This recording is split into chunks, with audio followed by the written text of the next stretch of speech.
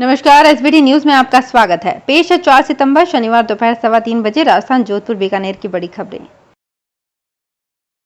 नौकरी पेशा लोगों के लिए अगले महीने अक्टूबर से बड़ा बदलाव होने जा रहा है।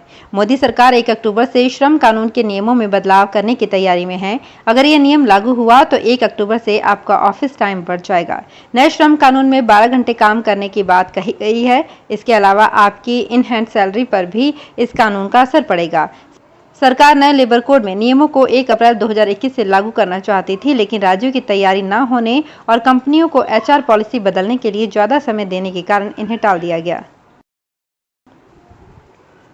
राजस्थान के 6 जिलों में जिला परिषद और पंचायत समिति सदस्यों के लिए हुए 3 चरणों के चुनाव की मतगणना कुछ देर में शुरू हो गई है।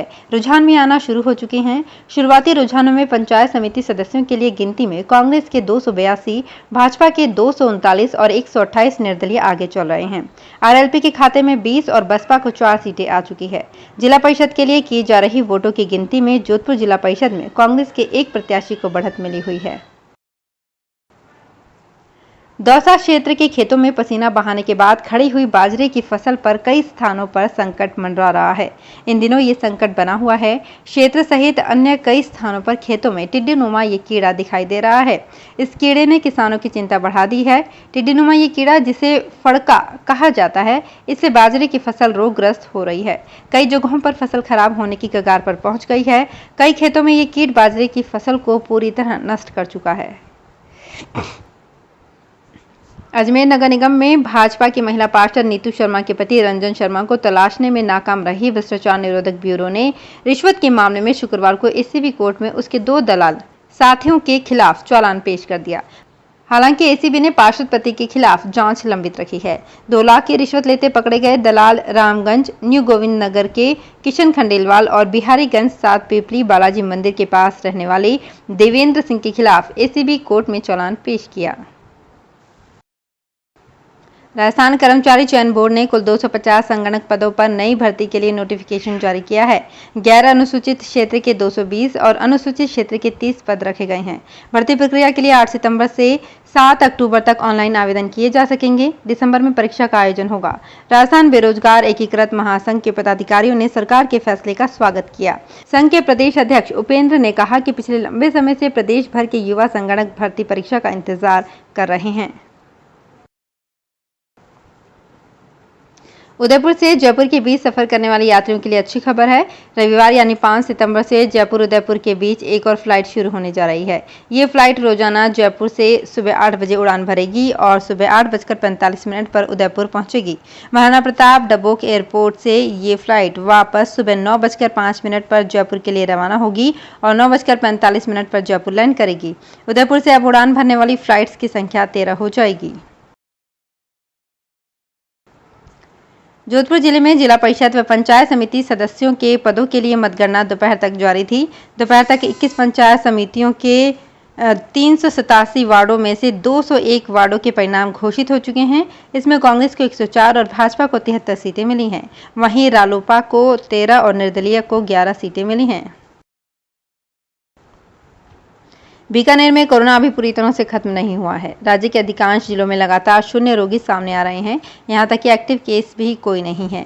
वहीं बीकानेर में पिछले 1 सप्ताह में 4 पॉजिटिव सामने आ चुके हैं। खास बात यह है कि पॉजिटिव शहर की कॉलोनी वाले क्षेत्रों से आ रहे हैं। पिछले 20 दिन से बीकानेर में एक्टिव केस 4 और 5 पर अटके हुए हैं। एक रिकवरी होती है तो नया रोगी सामने आ जाता है। मां और बेटे के बीच वात्सल्य के प्रतीक का लोक पर्व बछ बारस भाद्रपद की कृष्ण पक्ष की द्वादशी तिथि पर शनिवार को परंपरागत और हर्षोल्लास के साथ मनाया गया। माताओं ने बछड़े और उसकी मां का पूजन करने के साथ अपने पुत्रों के तिलक लगाकर, मौली बांधकर, लड्डू खिलाकर उनके दीर्घायु होने की कामना की।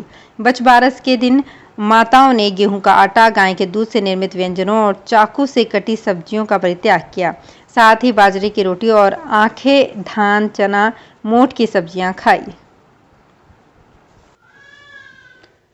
कोरोना महामारी में जब लोगों को चिकित्सक स्वास्थ्यवर्धक खाना खाने की सलाह दे रहे थे, तब शहर के कुछ लोभी प्रवृत्ति के दुकानदार शहरवासियों को मिलावटी सामान बेचने में व्यस्त थे। मुख्य चिकित्सा एवं स्वास्थ्य विभाग की जांच रिपोर्ट में इस बात का खुलासा हुआ है।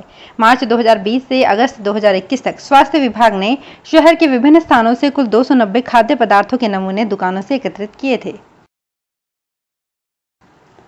मौलाना आजाद यूनिवर्सिटी के नए वाइस चांसलर के रूप में डॉक्टर जमील काजमी ने पदभार ग्रहण किया।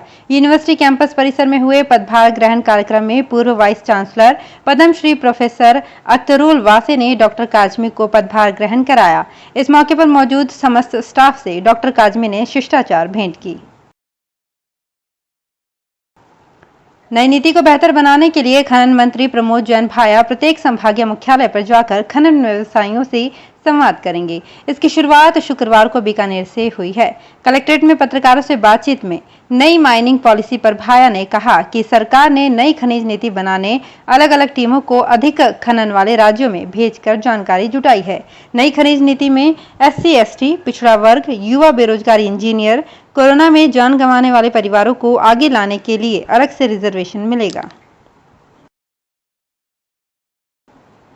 जोधपुर नगर निगम दक्षिण के भू उपयोग परिवर्तन की बैठक महापौर दक्षिण वनीता सेठ की अध्यक्षता में आयोजित की गई। इसमें 11 प्रकरणों का निस्तारण किया गया। बैठक में कुल 31 प्रकरण रखे गए, जिनमें से 11 प्रकरणों को भू उपयोग परिवर्तन की स्वीकृति दी गई।